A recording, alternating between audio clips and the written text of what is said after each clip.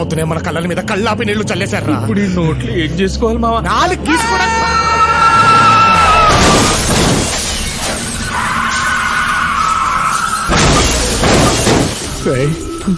ఉన్నారో పోయారో చూడరా.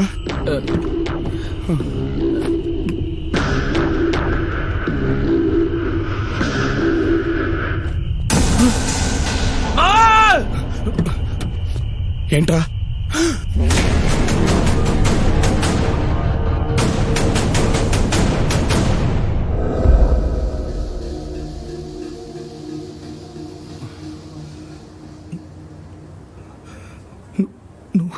నువ్వు కూర్చున్నే రే, నువ్వు బ్రతికే ఉన్నావా?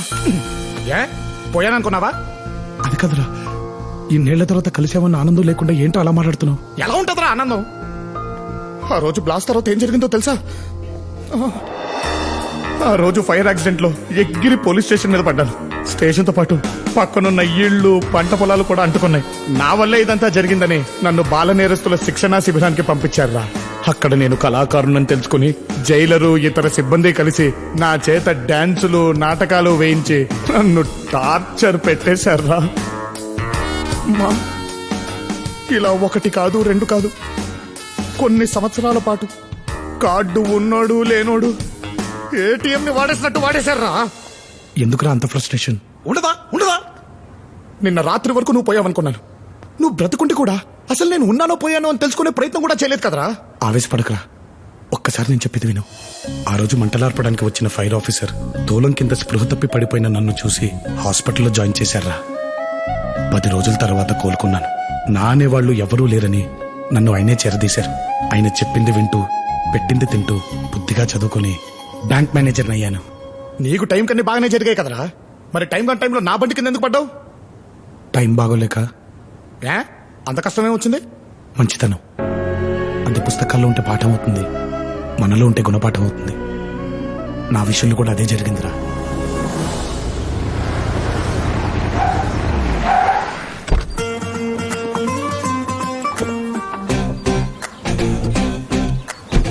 ఇప్పుడు మందుబాటు అంటే డబ్బులు ఎక్కడి నుంచి వస్తారా? ఎవరన్నా కూడా బకరా కానీ ఏంటే మళ్ళీ టాబ్లెట్లా? ఇక నా వల్ల కాదే, చచ్చిపో. మళ్ళీ ఏమైందమ్మా జీ? టాబ్లెట్లు అంట. ఆ డాక్టర్ మళ్ళీ టాబ్లెట్లు రాశాడు సార్. ఇక అమ్మ కోసం అమ్ముకోవడానికి నా దగ్గర ఏమీ లేదు సార్. నేను ఏమైనా సెక్రటేరియట్ లో పనిచేస్తున్నానా? సెక్యూరిటీ గార్డ్ గా పనిచేస్తున్నారు. పోతే పోనివ్వండి సార్, ముసలిది. ఇది పట్టుకో. ఎంత అవుతుందంట? 1500 అంట సార్. ఫుల్ బొట్లు వచ్చేస్తుంది. ఇందా సార్, మీరు దేవుడు. ఆపమాజీ, నువ్వు అడిగినప్పుడెల్లా నిజమో కాదో తెలుసుకోకుండా డబ్బులు ఎందుకు ఇస్తున్నానో తెలుసా? అక్కడ అమ్మ కాబట్టి, నాకు అమ్మ లేదు కాబట్టి. జాగ్రత్త. సార్ రాంబాబు గారు, మీ బాధ్యత ఎలాగ మోయలేను, కనీసం బ్రీఫ్ కేసునైనా మోయినామండి సార్. తప్పండి, మీరు బ్యాంక్ అసిస్టెంట్ మేనేజర్, నాకు కాదు. ఏంటో మీ మంచితనం. సెకండ్ రేస్ కన్నా ఎలగలమా? వెళ్తున్నాగా. జుప్తాడు గారు, రోజు పొద్దున్నే రిజిస్టర్లో సంతకం పెట్టి వెళ్ళిపోతున్నారు. మళ్ళీ రేపు పొద్దున్న సంతకం పెట్టే వరకు కనిపించట్లేదు. రిజిస్టర్లో మీ సంతకం ఉంటుంది కానీ రికవరీలో రిజల్ట్ ఉండట్లేదండి. నాకేమో హెడ్ ఆఫీస్ నుంచి మెయిల్స్ మీద మెయిల్స్ పెడుతున్నారు. మీకు మెయిల్స్ మీద మెయిల్స్ వస్తున్నాయి సార్, నాకు ఫైల్స్ మీద ఫైల్స్ వస్తున్నాయి సార్. బండి మీద తిరగలేక. అయ్యో, మన దగ్గర కార్ కి బైక్ కి లోన్ తీసుకున్న వాళ్ళు ఎవరు ఎలా ఉండట్లేదు సార్. బయట తిరుగుతున్నారు సార్. రికవరీ చేయడం చాలా కష్టంగా ఉంది సార్. అమ్మో, స్టార్ట్ అయిపోతుంది. సాయంత్రం లోపు రికవరీ చేసేస్తాం సార్. ఆల్ ద బెస్ట్ అండి. Thank you sir.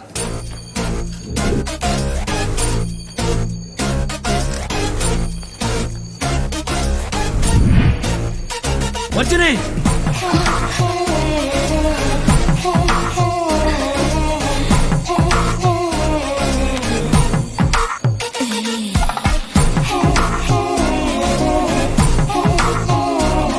రజనీ గారు, ఆ పేపర్లు తర్వాత సర్దుకొచ్చండి, ముందు బయట సర్దుకోండి. అయినా మీరేంటి బాబు గారు, మీకు ఎన్నిసార్లు చెప్పాలి? ఆవిడ పేరు విఏ రజనీ అండి, వర్జనీ కాదు. రెండూ కలిపితే అదే కదా సార్. కలపడంలో ఉన్న ఆనందం విడదీస్తే ఏముంటుంది చెప్పండి. అవునండి, మీరేంటి రాత్రి అన్నిసార్లు ఫోన్ చేశారు? మీ ఇంటికి వద్దామని. మా ఇంటికా? ఎందుకు? ఆడిట్ ఫైల్స్ లో లాట్ ఆఫ్ డౌట్స్. ఆ ఫైల్స్ మీకు చూపిద్దామని. అవేవో నా క్యాబిన్ పంపించండి, నేను చూస్తాను. అకౌంట్స్ మాత్రమేనా? వెళ్ళిపోయాడు, అకౌంట్ క్లోజ్ చేయి. అవును, నాకు ఇల్లుంది, సెల్ ఉంది, నేను గుర్తుకు రాలేదా? అన్నీ ఉన్నాయి. కరెక్ట్ అడ్రస్ లేదు. సార్ మదర్ తెరిసా ఫాదర్ వచ్చారండి. ఏంటి? అదే మొన్న చెప్పాను కదా ఆవిడ ఫాదర్ లాంటి వారు ఉన్నారని. ఓహో రమ్మనండి. Okay sir. సార్ మిమ్మల్ని రమ్మంటున్నారండి. నమస్కారం బాబు. నమస్కారం అండి, కూర్చోండి. మాది కుత్బుల్లాపూర్. అక్కడ బ్యాంక్ ఉన్నా ఇక్కడికే ఎందుకు వచ్చానో తెలుసా? మీ మంచితనం గురించి విని. చెప్పండి, ఏం కావాలి?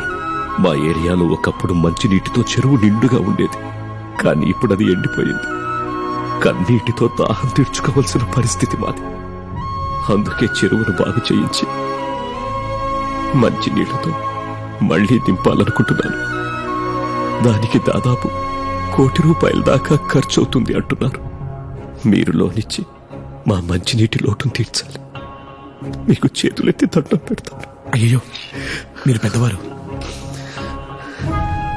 ఇదిగోండి సార్ నా ఆస్తి డాక్యుమెంట్స్. ఇవి మీరు త్వరగా పెట్టాలి. ఆల్రెడీ చెక్ చేశాను సార్. 2 కోట్లు విలువ ఉంది. కళ్ళు మూసుకుని కోటి ఇచ్చేయచ్చు. సొంత వాళ్ళకి ఆపదొచ్చినా పట్టించుకొని ఈ రోజుల్లో అప్పు చేసి మరీ 10 మందికి సాయం చేద్దాం అనుకుంటున్నారు. మీ లోన్ ప్రాసెస్ ని వెంటనే స్టార్ట్ చేస్తాను. మీరు చల్లగా ఉండాలి. ఉంటాను బాబు.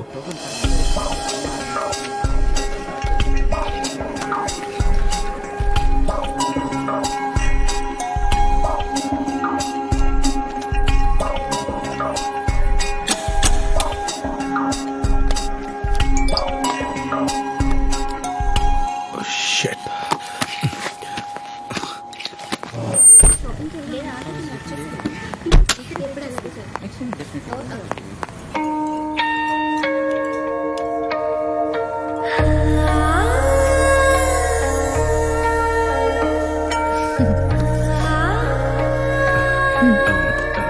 కాఫీ?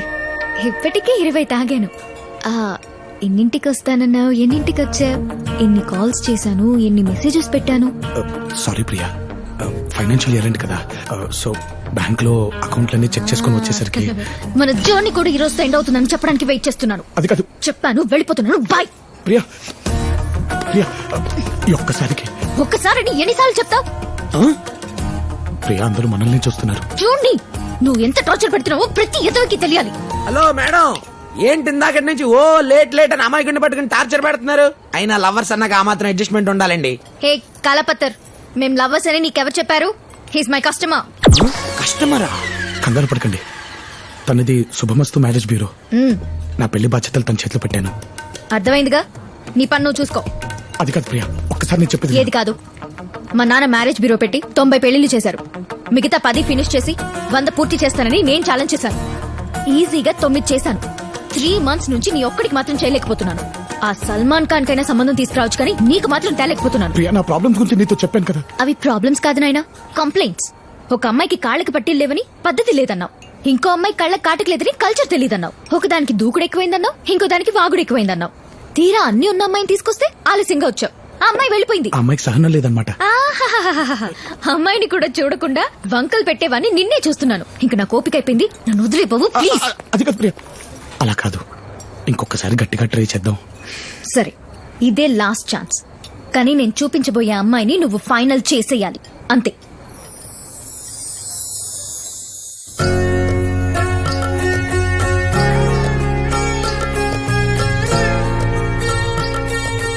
మా యమ్మిని చాలా పద్ధతిగా పెంచినాం. పిడకలు కొట్టడం కానిచ్చి ఫిల్టర్ కాఫీ పెట్టడం దాకా అన్ని వాయమ్మే చేశాని. నేను కాఫీ తాగనండి. తెలుసండి, అందుకే మీకు పాలు తీసుకొచ్చాను.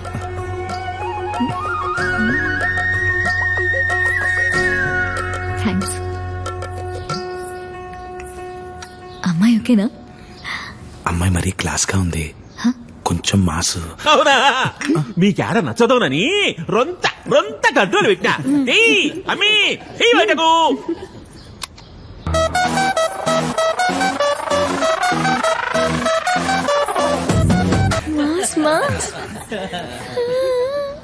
మా అమ్మితో ఏమైనా పర్సనల్ గా మాట్లాడాలనుకుంటే మాట్లాడు బాబు.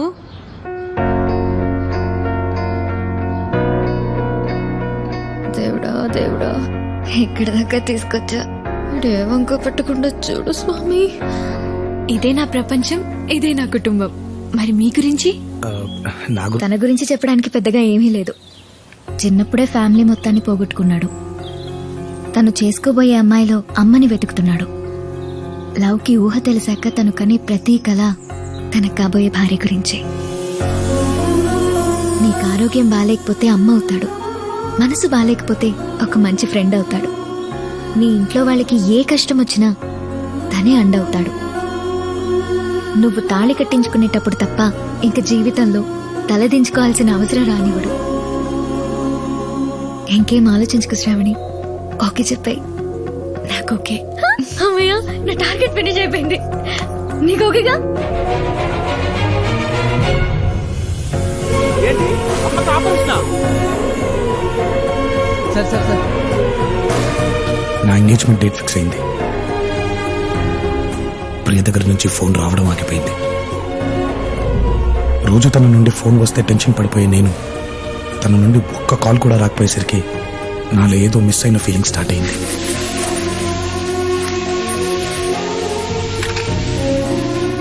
తను నాకు దూరమైనప్పుడే తెలిసింది నేను తనకెంత దగ్గరయ్యాను.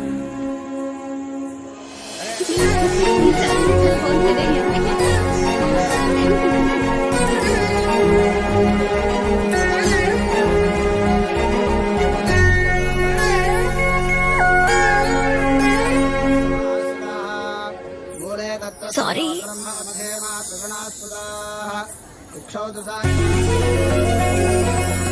నిశ్చితార్థం రోజు పెళ్లి కూతురుని చూస్తే రాని ఆనందం ప్రియని చూస్తే వచ్చింది. Hi hi. బావగారు, మా అదృష్టం కాకుంటే ఇన్ని మంచి లక్షణాలున్న అల్లుడు గారికి ఇంతకాలం పెళ్లి కాకపోవడం ఆశ్చర్యంగా ఉన్నది. ఏం లేదు బావగారు, వెళ్ళిన ప్రతి చోటల్లో వాడికి అనిపించిన దాంట్లో నిజాయితీ ఉంటే చాలు, నిర్భయంగా చెప్పేస్తాడు. అదే వాడి మైనస్. లేదంకుల్, తనలా మనసులో ఉన్నది ఉన్నట్టు చెప్పగలగడం చాలా కష్టం. That's rare quality. I love you. చూసావా, ఇంతమందిలో కూడా తన మనసులో మాట నీకు ఎలా చెప్పాడు చూడు. చెప్పింది నాకు కాదు, నీకు.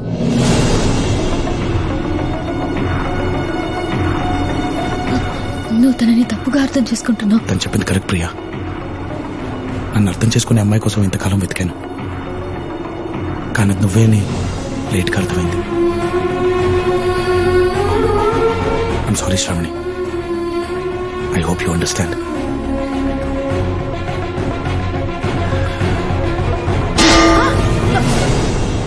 ప్రియ వల్లే సంబంధం చెడిపోయిందన్న కోపంతో ఆడపిల్ల వాళ్ళు మ్యారేజ్ బ్యూరోలో గొడవ పడ్డారని తెలిసి అక్కడికి వెళ్ళాను.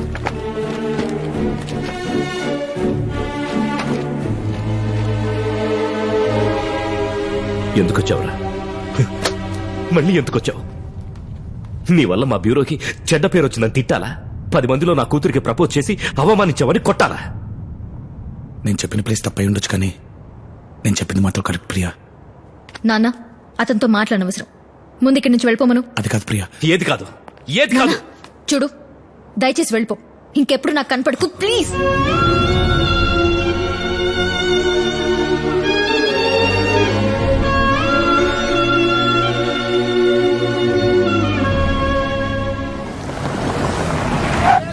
అదే టైంలో ప్రొఫెషనల్ గా కూడా నాకు పెద్ద దెబ్బ తగిలింది.